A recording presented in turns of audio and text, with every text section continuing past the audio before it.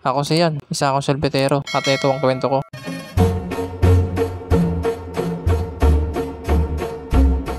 Papasok na nga kami sa Luneta Park at kasama ko nga tong anak ko, pati yung kumpare ko. Sinundo ko kasi tong anak ko sa mama niya at dumiretso na nga kami dito sa Luneta Park. Sabi kasi ng pamilya ko, pupunta daw sila dito at dito na nga lang daw kami magkita. Nandito na nga kami sa loob ng Luneta Park at sobrang dami nga ng tao ngayon. Auno kasi ngayon kaya lahat ng tao dito pupunta. Nakita ko na nga tong kapatid ko, pati lahat ng pamilya ko at sabi nila, kakarating lang din nila. Sakto lang pala yung pagpunta namin dito at tuwa nga sila. Nandito nga rin si Jessie Vlog, nagbablog siya at kasama na anak ko yung mga pinsan niya. Nandito nga rin yung nanay ko at etong kapatid ko na todo supporter sa akin. At ito naman kumpare ko, busy sa cellphone. Ito nga si Jessie Vlog, tamang vlog lang. Nakahanap na nga kami ng pwesto, kaya itong pamilya ko, nagtatagda sila para upuan nila. Masaya nga yung ganto, yung magkakasama kami pamilya. Pinunta ko nga si Jessie Vlog para magpakita sa vlog niya. Nagsimula na nga magpabili tong anak ko. Mahal pa naman ng laruan dito. At mamaya nga nandito na yung tita niya. At tinuturuan nga siya kung paano daw paikutin. Ganun pala yun. Ngayon alam ko na. Nakabalik na nga kami na anak ko dito sa pwesto namin. At nandito nga rin yung utol ko na todo supporter. At ito naman kumpare ko, busy pa rin sa cellphone. At meron nga umupo sa tabi ko. Ito pala yung tropa ko magtataho. At sabi nga niya picture kami. Kaya na pre, may picture ka na sa idol mo. At habang nakaupo nga ako, meron tumatawag sa akin. At pagtingin ko nga, yung kumpare ko pala.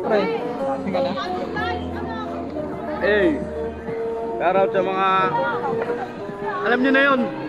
Nakakatuwa naman, namamasal din pala yung kumpare ko dito. At ito nga anak ko, tamang laro nga lang. At mamaya-maya nga, nasemplang na nga siya. Pero kahit na nasemplang siya, tuloy pa rin siya sa paglalaro. At patingin ko nga sa mga kapatid ko, nagsisimula na silang kumain. Bigla tuloy ako nagutom. At ito ang utol ko, panainom pa rin. At nakatulog na isang kasama nila. Naingkit na nga ako sa mga utol ko, kaya kumuha na ako ng plato. At sumandok na nga ako ng kanin. At kinuha ko na yung bawon namin na ulam. Pagtapos kang kumuha ng ulam, nagsimula na nga ako kumain. Nagkamay na nga lang ako, kasi masarap kumain pag nagkakamay talaga. Lalo na pag ulam mo adobo. Kaya ikaw nanonood, alam ko nagugutom ka na, kaya kumain ka na. Natapos na ako sa kinakain ko, kaya tumayo na ako at uminom na nga ako ng tubig. Pagtapos ko uminom ng tubig, binalik ko na yung tagayan nila. Nabusog nga ako sa kinain ko. Pagkatapos ko nga kumain, pinuntahan ko nga tong kumpare ko para yayain sa kumain. Kaso sabi niya busog pa siya, kaya inayaan ko na. At itong anak ko, ayaw pa nga rin kumain. Ang gusto nga lang niya maglaro lang. Niyaya ko nga tong kumpare ko. Sabi ko punta kami sa Christmas tree. At sumama nga siya. At sinama ko nga rin yung anak ko. Baka kasi hindi mabantayan doon kasi nagpapantay din sila ng anak nila. Papunta na nga kami ng Christmas tree. At sobrang laki talaga ng Christmas tree na to. Ito talaga yung madalas na pinupuntahan namin para magpa-picture. Nandito na kami sa Giant Christmas tree at tamang video nga lang ako habang itong anak ko pinapakailaman yung ilaw.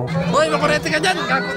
Ang tagas talaga ng ulo ng bata na to. Buti nila nakita ako. Meron na tinuturo tong anak ko at ito nga yung fountain. At sabi nga niya pumunta kami doon. Kaya nagsimula na kami maglakad para pumunta sa fountain. Papunta na kami ng anak ko sa fountain. At nandito na nga kami sa fountain. Ang ganda talaga ng fountain na to. At nakita ko nga rin yung utol ko, pati yung asawa at anak niya. At itong anak ko tonduwa. Ito naman kumpare ko, hindi na sa busy. Siguro nag-break na sila. At ang dami nga nanonood dito. Nagsisialisa na nga yung mga tao kasi mag-alas 10 na. Kaya umalis na rin kami ng kumpare ko, pati yung anak ko. Pabalik na nga kami doon sa pwesto namin. At habang papunta nga kami, itong anak ko nagpakarga na. Napagod na siguro. Puro kasi laro eh. Pagbalik nga namin dito, nagliligpit na nga itong mga kapatid ko. Kasi hanggang alas 10 lang talaga dito. Kaya kahit gusto namin magtagal dito, hindi po pwede. At ito nga nagbablog pa rin si Jessie Vlog. Natapos na kami magligpit. Kaya nagsimula na kami maglakad. Kasi baka wala na kami masakyan. Anong oras na kasi? Saka maraming sasakay. Palabas na nga kami ng Luneta Park. At napangiti nga itong utol ko. Naglalakad na nga kami palabas. Kung gusto mo pala yung kwento namin, pakilike naman sa share. Hanggang dito na lang. Salamat.